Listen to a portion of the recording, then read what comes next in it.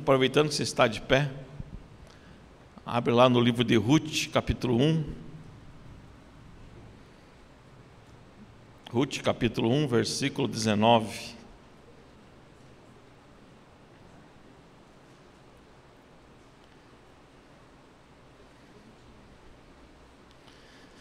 Vamos ler até o 21. Ruth é depois de Juízes.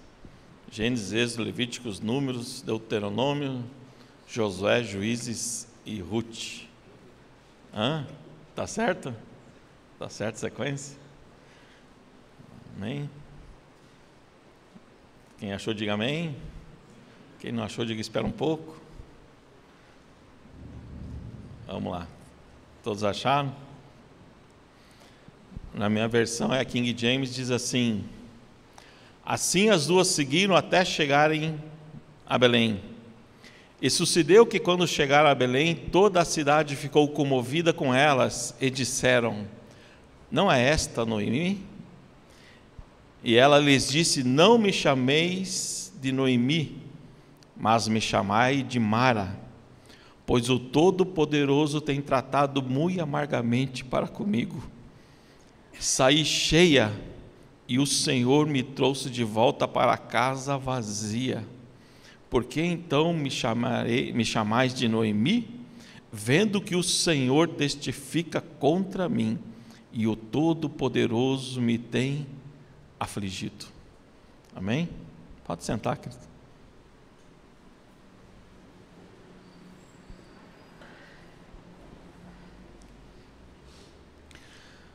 Quando eu era pequeno, criança ainda, a gente veio de uma família pobre, não vou dizer que a gente era nem classe média, mas eu lembro o quanto que meus pais lutavam para poder ter alguma coisa. E eu lembro que meu pai era mecânico diesel e às vezes com muito sacrifício a minha mãe ia lá e comprava as coisas à prestação. Quem é um pouco mais velho que eu deve lembrar, né? Ia lá na loja, na antiga Hermes Macedo, né, que hoje não existe mais, e algumas outras lojas, e ela comprava no carnê. Não lembro em quantas vezes, se era em 12, se era em 10, se era em 6. Mas eu sei que toda a nossa vida era assim, né? O dinheiro era muito muito bem contado, e era difícil para nós termos as coisas. E ainda mais eu, que era criança, via um carrinho, naquele tempo tinha aquelas propagandas na televisão, né? Peça para o seu pai comprar, peça para sua mãe comprar. E às vezes eu via aqueles autoramas, né? Eu falei: mãe, compra o autorama para mim. Eu falei: não, filho, mas nem no Natal, né? Porque era muito caro. E assim, eu fui crescendo vendo isso na minha casa. Refrigerante era só no domingo, não sei se muitas casas eram assim, mas na minha era só domingo, tinha frango, 1 litro de Coca e 1 litro de Fanta. E nós almoçávamos e à noite ainda sobrava. Hoje em dia a gente compra 2 litros, mal e mal dá para almoço. E estamos em 3 pessoas às vezes. Mas eu cresci vendo isso na minha casa. Essa dificuldade sempre para ter alguma coisa, ou era prestação e tudo mais. O tanto que meu pai trabalhava na empresa, porque era um serviço pesado. E eu crescia vendo aquilo e eu falei assim: cara, quando eu crescer eu não quero ter essa dificuldade. Quando eu crescer, eu quero ser empresário, eu quero dar o bom do melhor para minha família, eu quero ser, né? E para ajudar, eu tinha um amigo que era rico, né? Enquanto eu tinha 2 carrinhos de Matchbox, o cara tinha uma caixa. Não sei se é por causa disso que hoje eu tenho coleção de carrinho de Hot Wheels, né? Tem mais de 400. Mas na minha época de criança, eu tinha 2, o cara tinha uma caixa. E eu gostava de ir na casa dele para brincar com os dele, né? Criança. E assim fomos crescendo, né? Fomos tomando, amadurecendo. E quando eu cresci, eu decidi: não, eu vou começar a investir em alguma coisa. Então, só de videolocadora, na época que videolocadora dava dinheiro, eu tive 3. Tive 3 videolocadoras, duas lanchonetes e por aí vai, vários outros negócios. E um dos negócios que surgiu para mim abrir, que eu achei que eu ia ganhar muito dinheiro, foi a distribuidora de gás. E naquela empolgação eu não perguntei para Deus, não oramos para Deus, e os sinais vinham. E Deus falava assim: não vá por esse caminho. E eu achando que era o diabo. Eu falei assim: o diabo não quer que eu abra. E nós insistindo, desde o contador e tudo mais, e nada dava certo. E nós fazíamos campanha lá eu lembro, na terceira igreja, e orávamos e tal. Até que nós abrimos. Comecei com um capital, na época, R$5.000. Uma Pampa Azul. Em 1 ano e meio eu tinha um capital de mais ou menos R$120.000. Tinha 2 caminhões, continuava com a Pampa. Em 6 meses eu fiquei com uma dívida de R$40.000 e perdi tudo. E isso ficou, ficamos devendo e tudo mais, processo. E essa semana, quando comecei a ler o livro de Ruth, e eu comecei a ver o livro de Ruth por um outro lado. E se você começar a ler o livro de Ruth, você vê que eles começaram a passar necessidade em Jerusalém, em Belém. E Belém significa a terra do pão. Ou seja, faltou pão na terra do pão. E para o judeu era inadmissível sair das terras de Israel. Isso era como se fosse abandono, era um negócio inadmissível. Mas faltou pão em Belém, que era justamente significava casa do pão. E Elimeleque, com a sua esposa Noemi, com seus filhos, a Bíblia não diz que idade eles tinham, foram para Moabe. E o que é Moabe? É justamente a terra da filha, surgiu da filha de Ló, teve um incesto com o seu pai. E aí surgiu os moabitas. E Elimeleque vivia provavelmente ali na época de Sangar ou Débora e Baraque. Então era mais ou menos nessa época do livro de Juízes. Se você for ler os livros de Juízes, foi mais ou menos, os historiadores acham que nessa época. E eles foram para Moabe. E se nós pararmos para ver, pode ser até que Elimeleque tinha razão, porque é duro para um pai ver um filho passar necessidade. É duro para um pai não poder dar comida para o filho. E ele simplesmente pegou Noemi e foram para Moabe. O capítulo 1 do livro de Ruth, todo o capítulo ali, dura mais ou menos 10 anos. Então, um capítulo todo, uma história bem resumida, se você for acompanhar o livro todo aquele processo ali acontece por 10 anos. E eles foram lá para Moabe, Elimeleque, e lá o que aconteceu?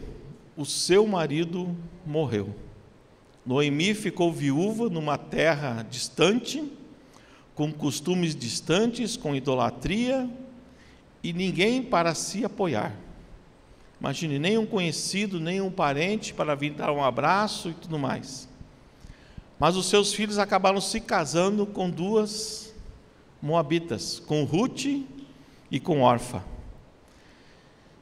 E talvez nesse período, Noemi esteja ficado um pouco alegre, Poxa, aparentemente, lendo a palavra de Deus, dava a entender que elas se davam bem. E, consequentemente, eu também creio que Noemi falava do Deus de Israel para as suas noras, apesar delas estarem morando em Moabe. Mas já no começo eu começo a tirar uma lição dessa decisão de Elimeleque. E a lição é assim, mais ou menos assim: quem foge do pecado é ousado, mas quem foge de uma crise é covarde. Ou seja, é melhor passar fome com Deus do que ter pão sem Deus. E foi isso que Elimeleque foi buscar para sua casa, e no fim ele acabou morrendo longe de sua pátria, sua nação e seus parentes. Mas Noemi ficou, e ainda ela conseguiu casar os seus filhos. Só que por cargos da vida, o que aconteceu? Eles não tiveram filhos. E os 2 filhos de Noemi também morreram. Imagine a tristeza dela, longe do seu país, agora sem seu marido, sem seus 2 filhos, somente com 2 noras, né? E o que ela fez? Ela ouviu dizer que lá em Belém, na casa do pão, tem pão.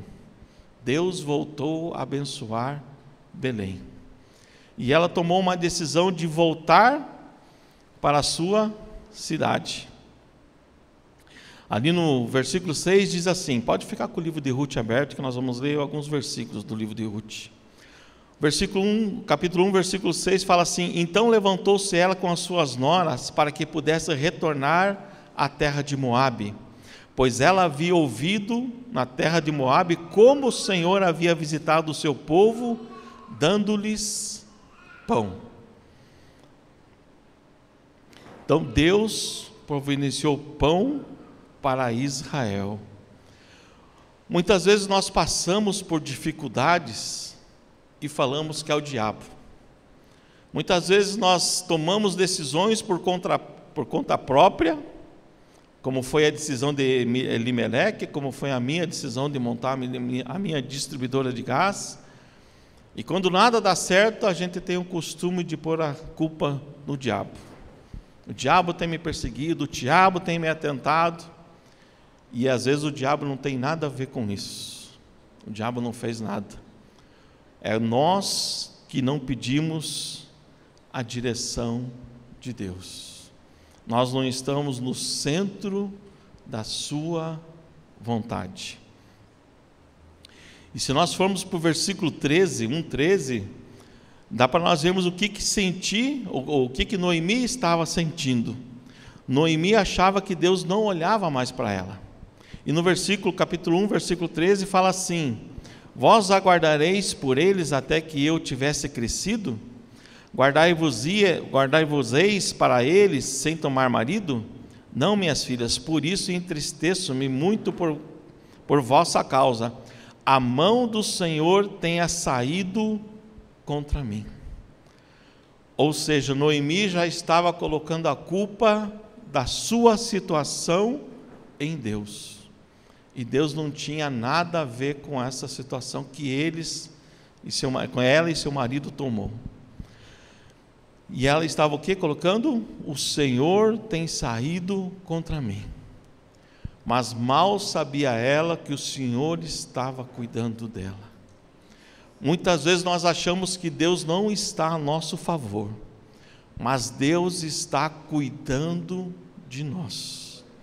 Amém? Por mais que Noemi agiu errado junto com seu esposo em sair de Israel, Deus estava olhando para ela. Deus está olhando para a minha e para a sua luta. Ele sabe o que está no seu coração, Ele sabe o que você está passando. Tem pessoas que passam por um problema e começam a reclamar. É muito fácil nós reclamarmos. Mas tem pessoas que olham o mesmo problema e conseguem ganhar dinheiro. Exemplo disso foi na pandemia. Enquanto muitas empresas estavam fechando, algumas estavam se sobressaindo. Enquanto você via alguns restaurantes fechando, outros estavam investindo em iFood e tudo mais, e estavam ganhando dinheiro e crescendo. Ou seja, quando pararam de reclamar e começaram a agir, as coisas começaram a acontecer. E muitas vezes nós acusamos a Deus. Então não acuse Deus pelos seus erros. Em Tiago 1, 13 e 14 fala assim: que homem algum, ao ser tentado, diga: por Deus sou tentado. Porque Deus não pode ser tentado pelo mal, e a nenhum homem tenta, mas cada homem é tentado quando atraído e seduzido pela sua própria concupiscência.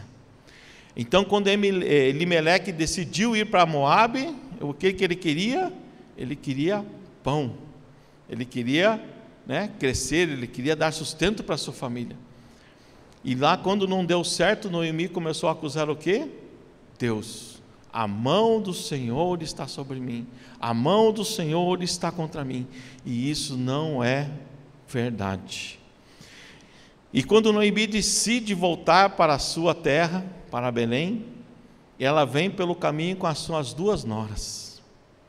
E no meio do caminho ela para e fala assim, quando chega na divisa do país, ela fala para as suas 2 noras: olha, me deixem sozinha, porque posso eu dar marido para vocês?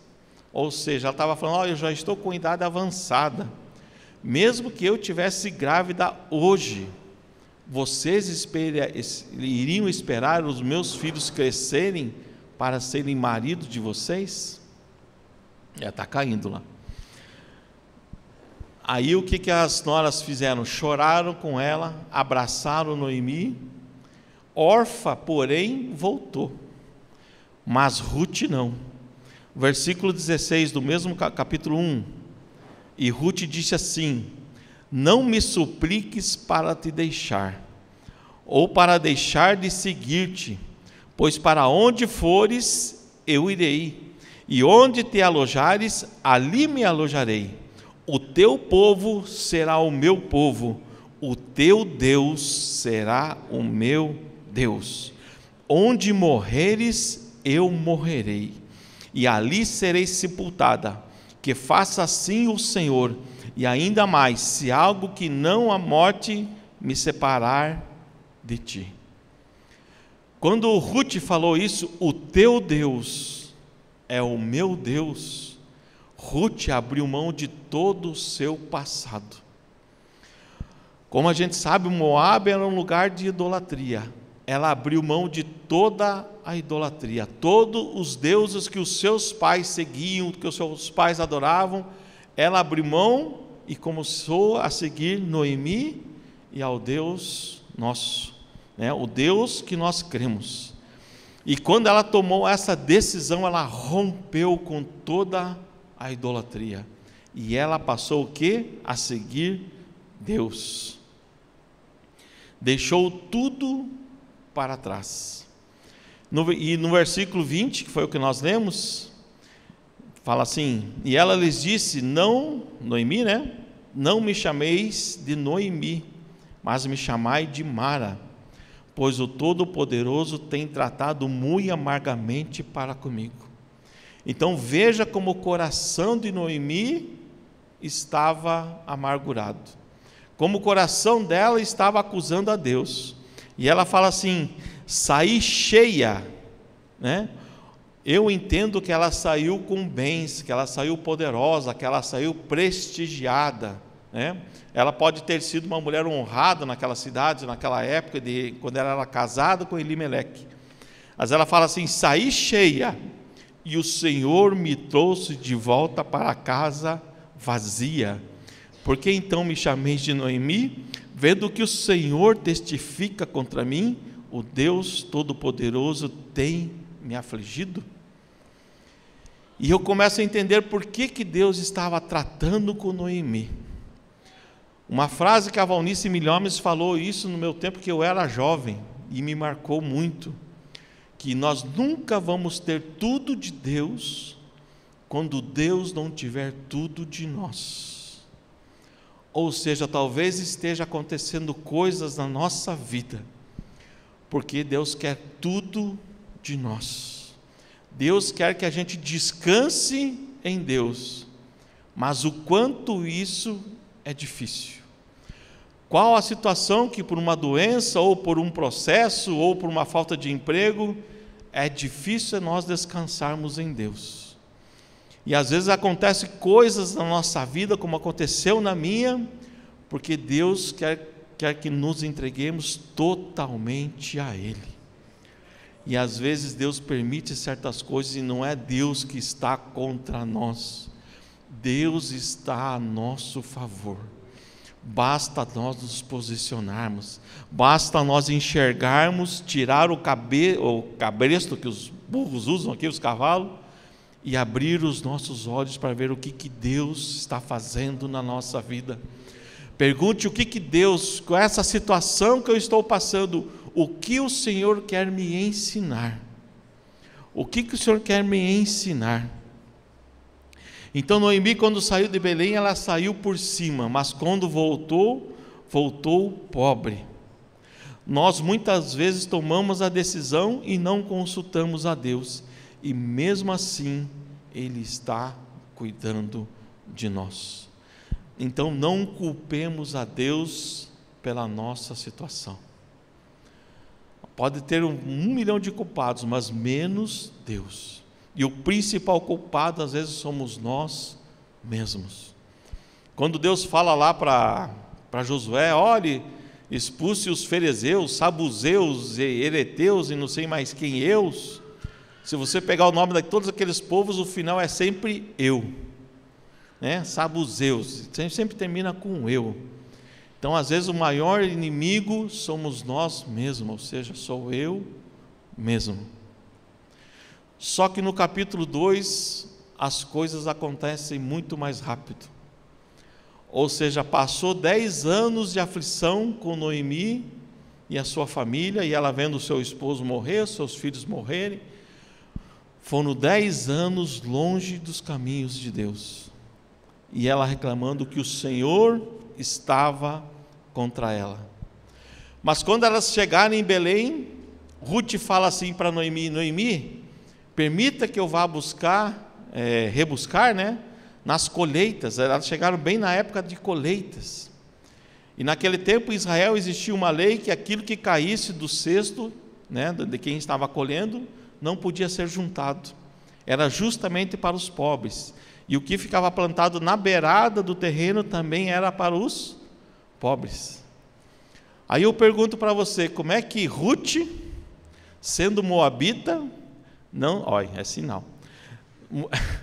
Como é que Ruth, sendo moabita, ela não sabia das leis, e ela sabia que ela poderia ir onde estavam colhendo e pegar as espigas que caíam. Como que ela sabia? Né? Ó, vai cair a luz. Por que ela sabia? Porque é uma mulher, né? Ontem foi o dia das mulheres, porque a mulher é mais inteligente que o homem. Quando morre alguém, o homem fica, quem morreu? A mulher já sabe o endereço, o horário do funeral, como morreu, quando morreu e por que morreu. Enquanto o homem está perguntando quem morreu. Então Ruth era uma serva muito esperta. E aonde que Ruth foi colher espigas? Justamente na fazenda de Boaz. Tem muita gente que fala, é uma jesuicidência. Não sei se alguém já viu essa expressão. Eu não acredito em jesuicidência, né? Não é coincidência. A Bíblia fala ali, coincidentemente, ela foi no terreno de Boaz.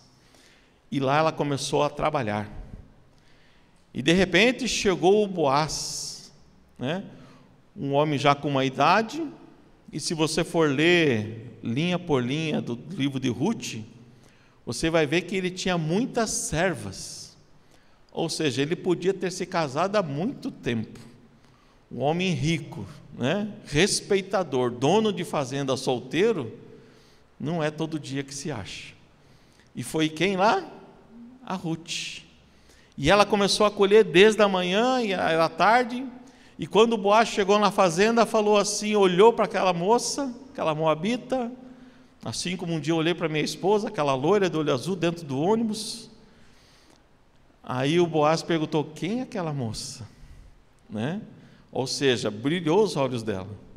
De quem que ela é esposa? Aí o servo, né, já falou, essa é a que veio com Noemi. Ela é viúva e está aqui trabalhando desde de manhã, só parou poucos minutos para descansar e beber água e voltou a trabalhar, né, para sustentar ela e Noemi. Isso já chamou a atenção de Boaz. Eis ali uma mulher virtuosa, que hoje em dia também é difícil de achar, né? Eu achei a mim, né? Pedi com tanta sabedoria que hoje ela me manda e eu sempre estou errado, ela sempre está certa, né? Mas Boaz, quando viu aquela mulher moabita, bonita, trabalhadora, esperta, chamou ela e começou a elogiá-la. olha, eu sei o que você tem feito por Noemi. Eu sei das suas atitudes e estou vendo o que você está fazendo. E no versículo 14, foi por isso que eu pus esse último hino, que na tua mesa tem vinho e pão. Boaz chamou ela, olha, senta com as minhas servas. E Boaz deu vinho e pão para Ruth.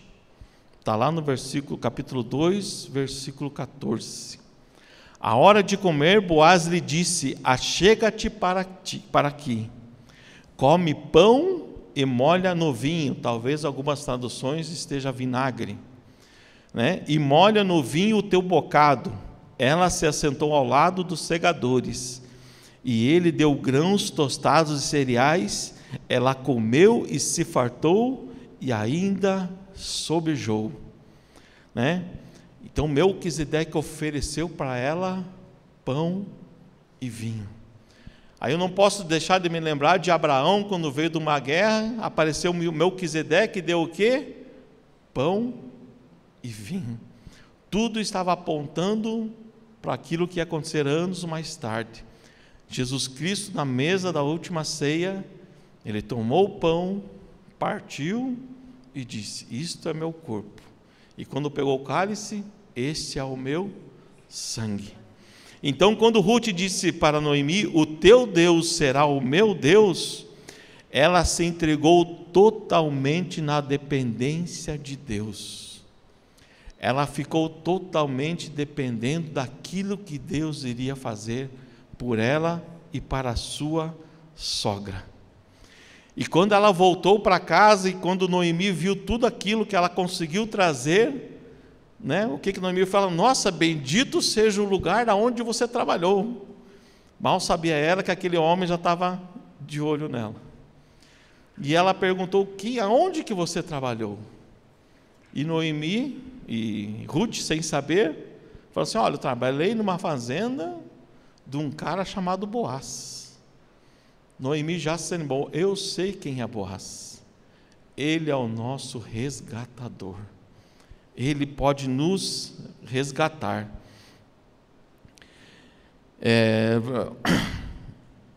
Aí o que aconteceu? Noemi instrui Ruth: olha, depois que acabar a colheita, você vai lá, passa o seu perfume da Mary Kay, se veste com a tua melhor roupa comprada na Havan, e vai lá e espera ele dormir e deita nos pés dele. E no mais, deixa que o resto vai acontecer. E Ruth foi lá e fez justamente o que Noemi falou. Terminou a colheita, o seu Boaz foi comemorar, comeu, né, aquela churrascada, final de serviço, bebeu e foi lá deitar E ela chegou, tirou a sandália dos seus pés e deitou, né, nos pés dele. E quando ele acordou, falou assim: quem é esta mulher? E ela se apresentou: olha, eu sou Noemi, e você é o meu resgatador, Boaz. E Boaz, quando viu a atitude de Ruth, se você ler toda a história de Ruth, ele fala assim que Ruth não preferiu os jovens, não preferiu os homens ricos, ela se portou como uma mulher virtuosa. E ela ficou aos pés de Boaz, e Boaz ainda falou assim para ela: vai embora. Mas antes de ser embora, ele deu mais 6 medidas de cevada para ela. E ela voltou para casa, e Noemi falou assim: agora vamos esperar que ele vai fazer. E no capítulo 4, já no comecinho, Boaz vai atrás, só que tem um outro resgatador antes dele. E a Bíblia chama ele de fulano, não dá nem o nome do cara. E quando Boaz vê ele, chama assim: fulano, veio aqui. E quando nós fazemos uma tipologia, a gente vê que Boaz é o nosso resgatador, Jesus Cristo. Ruth é a igreja. E o fulano, quem é fulano? Fulano, ele tinha autoridade para ter. o fulano representa Deus na história. Mas por que o fulano não aceitou resgatar Ruth? Porque ele falou assim: olha, eu já sou comprometido e eu já tenho uma família, portanto eu não posso. E passou o direito de comprar, né, para Boaz. E por que o fulano não podia? Porque ele era casado. E se nós colocarmos a tipologia, então, Boaz, Jesus, Ruth, a igreja, o fulano era Deus, e ele era casado com quem? Quando eu aprendi isso, o cara falou assim, ele era casado com Gomer. Aí você fica pensando, Gomer? Eu sei que muita gente não sabe quem é Gomer aqui. Tem alguém que sabe o que é Gomer, além da minha filha e da minha esposa? Na minha casa eu tenho um cachorro chamado Gomer. Gomer era a esposa de Oséias. Então por que o fulano não podia resgatar? Porque ele tinha um compromisso com Israel. Só que Israel se prostituía com idolatria. Então por isso que o primeiro resgatador não podia. Por isso que veio Boaz, o nosso resgatador. Por isso que ele representa Jesus Cristo. A Bíblia diz que ele veio para os seus e os seus não o quiseram. Graças a Deus por isso, porque hoje nós somos salvos pela graça. Então o que eu quero dizer para você, que por um erro nosso, Noemi sofreu por 10 anos, e em 24 horas ou alguns dias, Deus mudou a situação de Noemi. Na minha situação lá no Gás, nós sofremos por 17 anos. De repente a minha cunhada chegou assim: como é que está o processo de vocês? Falaram: não sei, nós estamos deixando, me dá um número que eu vou ver o processo de vocês. E ela foi ver o processo e de repente ela chegou para nós assim: vamos lá na advogada. Eu falei: que advogada? Eu não tenho nem dinheiro para pagar a advogada. Não, ela fez um jantar, marcou, e a advogada fez um jantar para nós, para mim e para minha esposa. Eu falei: vamos lá, Dora, acho que é Deus agindo. E fomos lá, e ela perguntou como era o negócio, e quanto que nós poderíamos pagar. E na época eu era motorista de aplicativo. Eu falei assim: olha, eu não posso pagar nada, mas por mês quinhentão, e olha lá. E a nossa dívida estava em 300 mil reais. Para nós, impagável. E jantamos, fomos embora. Acho que alguns dias depois aquela advogada nos chamou e falou assim: olha, eu fui lá na advogada em quem vocês estavam devendo, e ela não aceitou meu acordo e me mandou embora. Ela falou assim: então tá bom, então não tem mais acordo, não tem mais nada. No outro dia a advogada lá ligou para a minha advogada e falou assim: olha, eles vão pagar direitinho? Vão, mas é isso que eles podem pagar. Então a oferta da advogada que Deus levantou para nós era pagar 30 mil dividido em quinhentão por mês, sem juros. E a advogada contrária aceitou essa proposta. E ela veio para nós: olha, a sua dívida de 300 mil passou para 30, e vocês vão pagar 500 reais por mês, sem juros, sem nada. Eu falei: glória a Deus, agora a gente vai poder ter coisas do nosso nome. E veio a pandemia e tudo mais, e nós não atrasamos uma parcela. Então o que eu quero falar para você nessa noite é que Deus pode mover em 24 horas. Deus pode mudar a tua vida em 24 horas. Se você tem uma ação na justiça, se você tem um problema de doença, se você tem um problema que está te incomodando, entregue na mão do Senhor.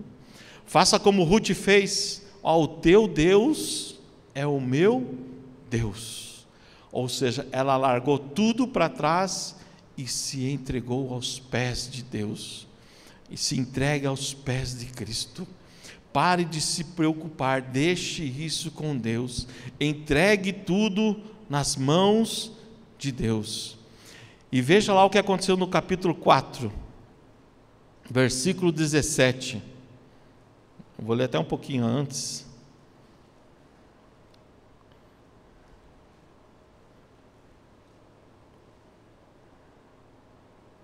Vou ler do versículo 14, fala assim: então as mulheres disseram a Noemi: seja o Senhor bendito, que não deixou hoje de te dar um neto que será o teu resgatador, e seja afamado em Israel o nome deste. Ele será restaurador da tua vida, consolador da tua velhice, pois tua nora que te ama, né? Ame sua sogra, o deu à luz, e ela te é melhor do que 7 filhos. Noemi tomou o menino e o pôs no regaço e entrou a cuidar dele. As vizinhas lhe deram o nome, dizendo: a Noemi nasceu um filho. De quem que era o filho? De Ruth. Mas aquelas mulheres falaram: a Noemi nasceu um filho. Deus restaurou tudo aquilo que Noemi dizia: Deus me abandonou, Deus me largou, Deus me destruiu. Em poucos dias, Deus restituiu tudo a Noemi, e ainda lhe deu um neto. E as vizinhas que falavam: não é esta Noemi, que saiu grande e voltou pobre? Agora ela tem um filho, agora a sua descendência vai ser contada. Deus honrou a Noemi. Por quê? Porque ela tinha uma pessoa junto com ela que entregou tudo para Deus, tudo na mão de Deus. Se você reparar naquele hino, fala assim: cuidando da vinha que não era minha. E Ruth estava lá colhendo, e aquela vinha que ela estava colhendo como pobre, como, né, desonrada, aquilo passou a ser dela, propriedade dela, porque ela se entregou para Deus, e em poucos dias Deus moveu a favor dela.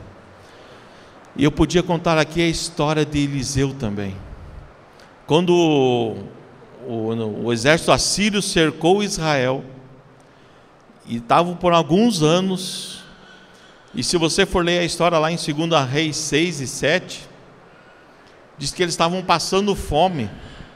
Uma cabeça de jumento era vendida por 80 moedas de prata. E o rei estava brabo com Eliseu, achando que ele era o culpado.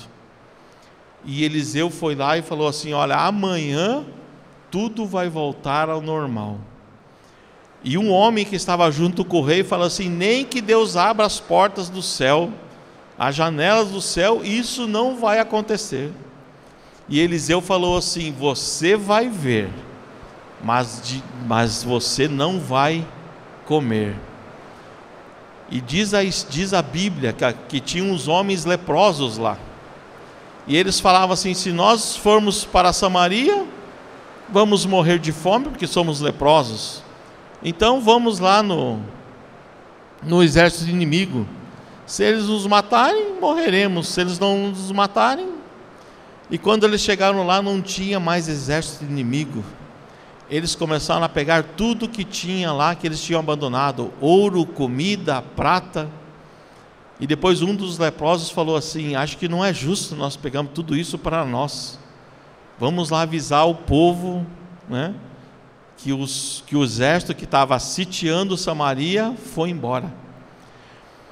E eles foram e falaram isso. E justamente aquele homem que falou assim que Deus não vai fazer isso, nem que abra as portas dos céus, ele viu todo o povo saindo para pegar comida, e ele foi pisoteado e morreu. Então eu quero falar para você essa noite: creia em Deus. Eu não sei qual é a aflição que você está passando, ou qual é a luta que você está passando, mas eu creio num Deus vivo e poderoso, num Deus que pode mudar a tua situação. Fica de pé, querido.